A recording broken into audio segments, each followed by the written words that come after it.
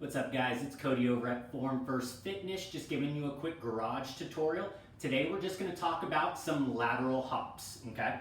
So whenever we're doing lateral mobility, the focus is ankle stability, all right, and a good plyometric or quick efficient movement.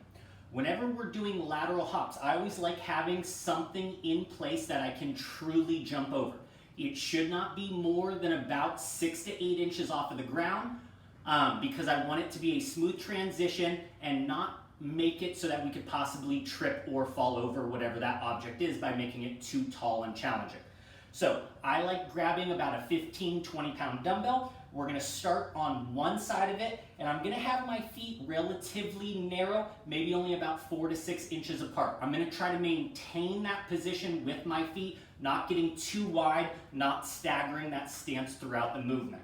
From here, I'm going to use my arms as I laterally jump over, trying to land at the same distance as where I started, so about 6 inches away from that dumbbell. Drive those knees up, and we're just gonna find a smooth tempo. Make sure we're landing equally with both feet, and as I said, this is an ankle stability movement, so we're not letting those ankles crash in, we're not letting the arch of the foot roll out, okay? Smooth landings, just get over that dumbbell and find a nice rhythm.